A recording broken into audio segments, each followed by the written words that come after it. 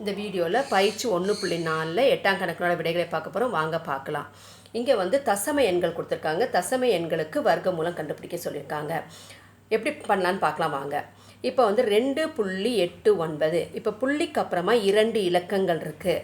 அதனால் இதையும் 100ஆல் பெருக்கணும். 100ஆல் பெருக்கி கீழையும் 100ஆல் வகுக்கணும். 100ஆல் பெருக்கி 100ஆல் வகுக்கணும். ஏன்னா எத்தனை இலக்கங்கள் இருக்குது, புள்ளிக்கு அப்புறம் 2 இலக்கம் இருக்குனால எந்த நம்பரில் 2 0 இருக்குது 100களில். அதனால் 100ஆல் பெருக்கி 100ஆல் வகுக்கணும். அப்போ 100ஆல் பெருக்கும்போது தொகுதியில் என்ன ஆகிடும்னா, இங்கே 2 0 இருக்குனால இந்த புள்ளி என்ன ஒரு 2 இலக்கம் தாண்டி போயிடும், வலப்புறமாக சென்றுவிடும். அப்போ நமக்கு என்ன கிடைக்கும், 289/100. இப்போ இது வந்து ஒரு பின்னமாயிடுச்சு.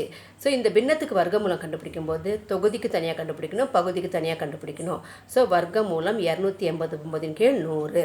இப்போ 289 வர்க்கமூலம் கண்டுபிடிக்க என்ன பண்ணணும் அப்படின்னு சொன்னால், இந்த நம்ம எளிய முறை இருக்கு இல்லையா, 289 எளிய முறையில் கண்டுபிடிக்கலாம், இல்லை நீள் வகுத்தல் முறையிலையும் கண்டுபிடிச்சிக்கலாம். இப்போ எளிய முறையில் கண்டுபிடிக்கணும் என்ன பண்ணணும், 2 2ஆக பிரிச்சுக்கணும். பிரிச்சுட்டு இந்த 2க்கு முன்னாடி இருக்கிற வர்க்கம் என்னது, 1. 1இன் வர்க்கமூலம் என்னது, 1. அப்புறம் 89 வந்து முழு வர்க்கம் அல்ல. அப்படின்னா இது என்ன நம்பர் கொண்டு முடிஞ்சிருக்குன்னு பார்க்கணும். 9 கொண்டு முடிஞ்சுன்னா என்ன எடுத்துக்கணும், 3 அல்லது 7 எடுக்கணும் இல்லையா. 3 எடுத்து பண்ணி பாருங்கள் என்ன வருதுன்னு.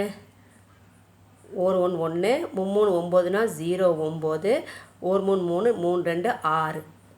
இப்போ 169. 13 வர்க்கம் வந்து 169. 17 போட்டு பாருங்கள். 1 1 7 49 1 7 7 7 2 14.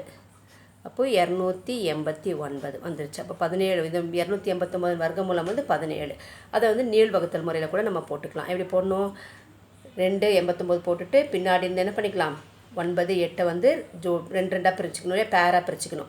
அப்போ இது ஒரு பேர் வந்துடும், இது வந்துடும். அப்போ 2க்கு அருகாயில் இருக்க வர்க்கம் என்னது, 1. 1 1 1 1 1 போட்டுக்கணும், இங்கே 1 போட்டுக்கணும். போட்டுட்டு கழிச்சிடணும். கழிச்சா ஒரு 2ல் 1 போச்சுன்னா 1. அப்புறம் இதை வந்து 2ஆல் பெருக்கணும். அப்போ 2 2. அதுக்கப்புறம் இங்கே வந்து இந்த ஜோடி இந்த பேரை வந்து கீழே இறக்கணும். இறக்கும்போது 2ல் 1 போச்சுன்னா 1 89 வந்துடும். இது எதை கொண்டு முடிஞ்சிருக்கோ அதை பார்க்கணும். இங்கே 3 கொண்டு முடிஞ்சதுன்னா என்ன எடுக்கணும், 3 கொண்டு முடிஞ்சது